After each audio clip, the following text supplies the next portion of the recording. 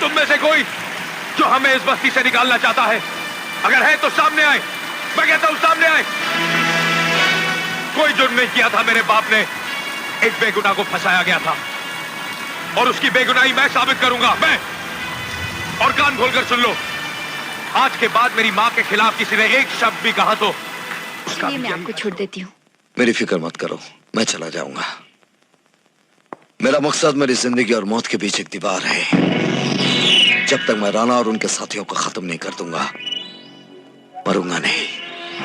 आपके ग्रह नक्षत्र बहुत बुलंद हैं, इसलिए बतला देता हूं कि दोस्तों के लिए मैं शक्ति हूं और दुश्मनों के लिए शनि। खबरदार रहिएगा, कहीं आपका कोई ग्रह नक्षत्र शनि से ना। आज तक तुम लोगों की मौत की डेट फिक्स करते रहे। आज मैंने तुम लोगों की मौत की डेट फिक्स कर दी है। याद रखना, आज 1 तारीख है। 2, 4, 6, 8, 10 बस इंतजार करना। मैं वादा करता हूं तुम्हें इंसाफ दिलाऊंगा। ये वर्दी तुमने अभी अभी पहनी है इंस्पेक्टर। कानून को तुमसे ज्यादा करीब से मैं जानता हूं। इंसाफ दिलवाना चाहते हो? क्या इंसाफ दिलाओगे? तुम्हारे कानून ने मुझे आतंकवादी और देशद्रोही जैसी गाली दी है जो कभी मिट नहीं सकती, जो एक गहरा घाव बनकर मेरे सीने में उतर चुकी है। आज से तेरी आग मेरे सीने में चलेगी। मेरे पिता की एक एक चीख की कीमत सिंघानिया को हजारों चीखों से चुकानी पड़ेगी। अभी अधूरी है, जब पूरी कर लूंगा तो दुनिया अपने आप जान लेगी। मुझे आगे की नहीं, तुम्हारी जिंदगी की पिछली सच्चाई जाननी है। सच्चाई तो ये है कि लोग गुनाह करके सजा पाते हैं और मैं सजा टोनी हूं या शिवा, जो कुछ भी हूं, तेरा बेटा हूं। मां शिवा, क्या तू मेरे बाल तक को नहीं छू सकता है? तू सिर्फ बोलता है। मैं जो बोलता हूँ वो करके दिखाता हूँ। राठौर, नहीं मांगी। मदद मांगी थी, मदद तो नहीं मिली, ट्रांसफर ऑर्डर मिला और तुमने उस ट्रांसफर ऑर्डर को नहीं माना बल्कि बगावत कर दी। क्या करता मैं? बेचारे गांव वालों को मौत के मुंह में छोड़कर हम अपने आप को वहां से ट्रांसफर करा लेते। लंकेश्वर से इतना कुछ मांग लिया तुमने, है? इतनी हिम्मत? मैं तो भगवान से सौदा करूं, उससे भी आधी दुनिया मांग लूं। बाय गॉड, फिर तू क्या चीज है? गुस्सा नहीं लंकेश्वर, ये खोपड़ी बहुत सालों से बिगड़ी हुई है। कभी भी कुछ भी हो सकता है। अरे साहब जी, जिन हाथों से मारा है उन हाथों से आशीर्वाद तो दे दो। अच्छा बड़े मालकिन, कम से कम तुम तो आशीर्वाद दे दो। और कोई काम हो तो फटाफट बताओ, धंधे का टाइम हो रहा है।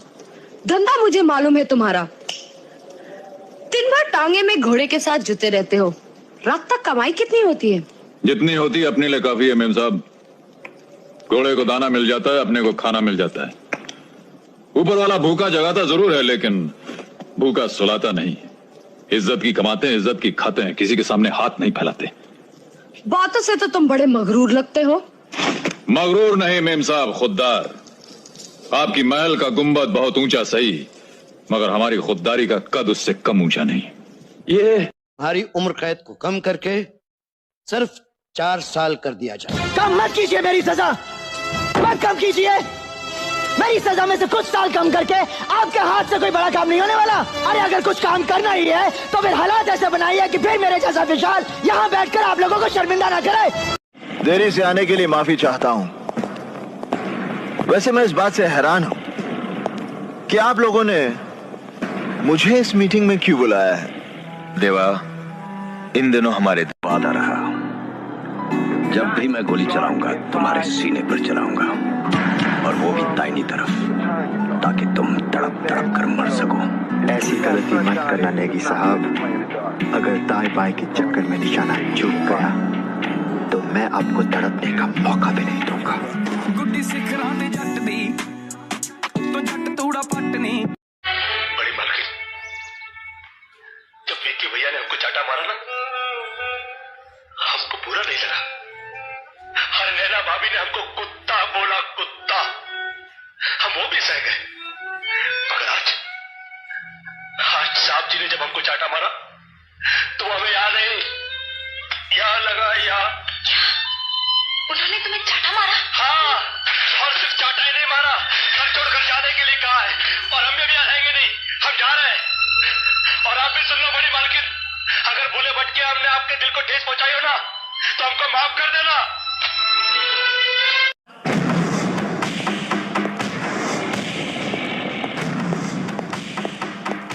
ओए! अपनी आंखें खोल और गौर से देख तू कहां और किसके सामने खड़ा है। यहां बात सिर्फ एक बार समझाई जाती है, बस। ने जवाब दिया था। अबे चुप, सारे स्टूडेंट्स के सामने जूता खींच कर मारूंगा। अब बताओ, तुम्हारे कितने बाप हैं? एक। उसी तरह इस इलाके में सारे बदमाशों का एक ही बाप है, नागेश्वर। बादशाह, जुर्म की दुनिया में आने के अनगिनत रास्ते हैं, लेकिन यहां से बाहर जाने का कोई रास्ता नहीं। बचपन से लेके आज तक सिर्फ तुमने मुझे जाना है सुल्तान, पहचाना नहीं। सर, ये है देवा।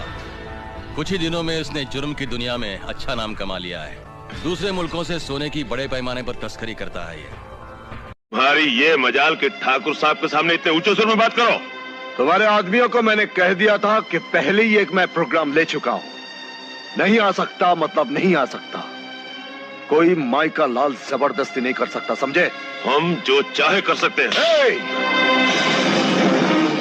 शंकर जब गले से गा सकता है, कहीं खोपड़ी घूमी ना तो दुश्मनों को जलाकर खाक भी कर सकता है।